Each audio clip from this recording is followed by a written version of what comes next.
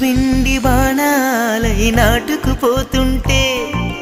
చెంపలు కెంపు నాణాలై కాంతిని ఇస్తుంటే